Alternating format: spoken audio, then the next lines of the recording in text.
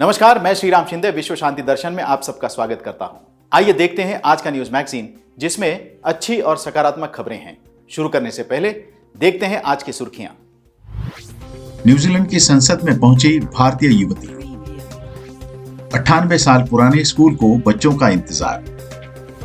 पारंपरिक सुरंगें बुझाती हैं वृक्षों की प्यास।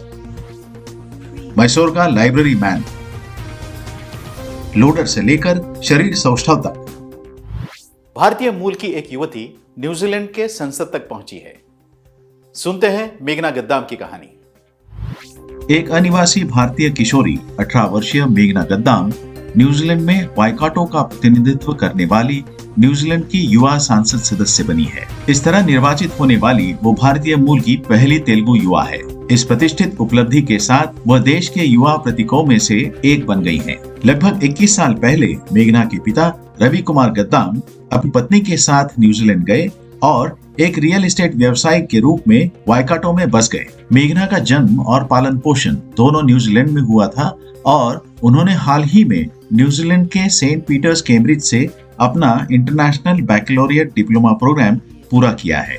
न्यूजीलैंड की संसदीय प्रणाली में लोगों द्वारा चुने गए 120 से अधिक सांसद हैं। प्रत्येक सांसद एक मनोनीत युवा संसद सदस्य के सहयोग से काम करता है, जो संसद में युवाओं और उनके कल्याण से संबंधित मुद्दों से निपटने में सांसद की सहायता करता है। मेघना एक ऐसी युवा संसद सदस्य है जो न्यूजीलैंड की संसद में वाइकाटो के सांसद टीम वेंडी मोलेन के साथ काम करेगी।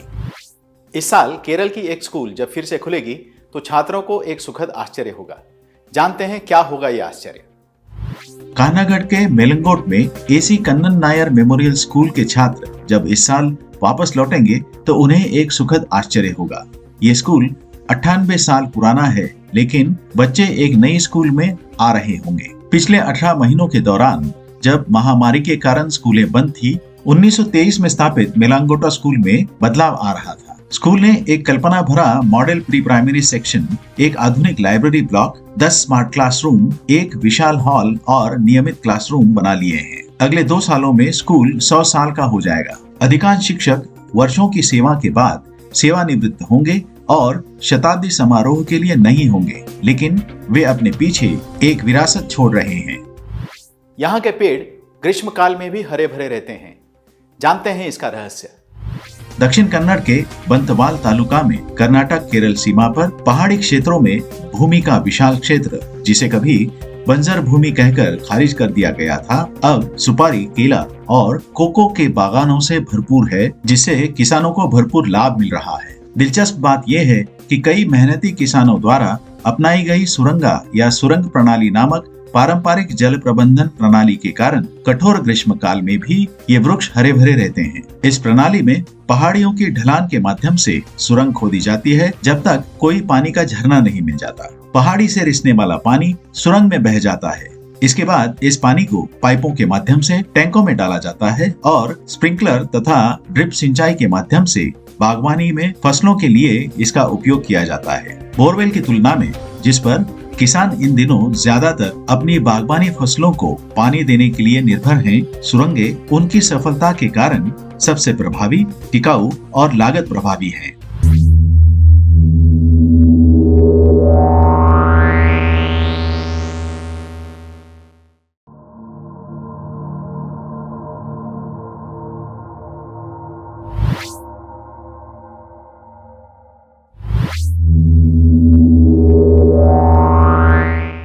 मैसूर के लाइब्रेरी मैन ने अपने सपने का पुनर्निर्माण किया। जानते हैं क्या था यह संकल्प। पिछले साल बर्बाद हुए उनके पुस्तकालय के पुनर्निर्माण के अपने वादे को पूरा करने में सरकार के विफल होने के बाद 62 वर्षीय दिहाड़ी मजदूर सैयद इसाक ने सैकड़ों लोगों द्वारा दान की गई पुस्तकों को रखने के लिए उसी स्थान पर एक शेड जैसी संरचना का निर्माण किया है। चूँकि वह खुद शिक्षा से वंचित थे, इसाक नहीं चाहते थे कि दूसरों को भी उसी तरह का नुकसान उठाना पड़े और 1 दशक पहले उन्होंने एक पुस्तकालय शुरू किया था। उन्होंने अपनी जेब से पैसे खर्च कर अपने घर के पास एक पार्क के कोने में 20x20 वर्ग फुट जगह में ये पुस्तकालय बनाया था। उन्होंने 3000 से अधिक कन्नड़ उपन्यासों और भगवद गीता सहित 11000 से अधिक पुस्तकों का संग्रह किया था। उनका ड्रीम प्रोजेक्ट तब राख हो गया जब वहां से गुजरने वाले एक शख्स ने लापरवाही से जलती सिगरेट फेंक दी। आग के बारे में समाचार छपने के बाद एक तकनीकी विशेषज्ञ ने एक ऑनलाइन अनुदान संचय की स्थापना की, जिसे दुनिया भर से भारी प्रतिक्रिया मिली और 3 से 4 दिनों के भीतर लगभग 29 लाख रुपए इकट्ठा हुए। हाल ही में गणतंत्र दिवस पर सैयद इसाक ने पुस्तकालय के उद्घाटन के लिए पास के एक सरकारी स्कूल के छात्रों को आमंत्रित किया, जहां छात्रों ने पुस्तकों को देखने के लिए अक्सर पुस्तकालय में जाने का संकल्प किया। एस संगीता ने शरीर सौष्ठव जैसा पुरुष प्रधान क्षेत्र चुना और 4 चांद लगा दिए। सुनते हैं उनकी प्रेरक कहानी।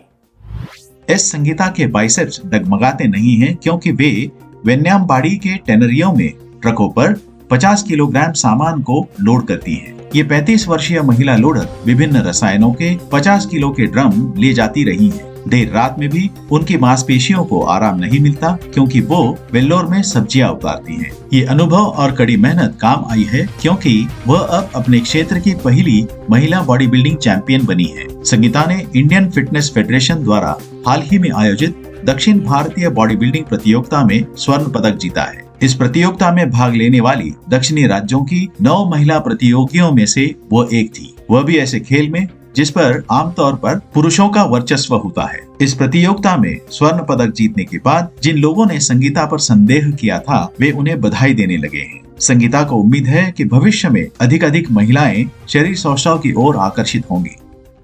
इसी के साथ आज के न्यूज मैगजीन में यहीं पर रुकते हैं। देखते रहिए विश्व शांति दर्शन। नमस्कार।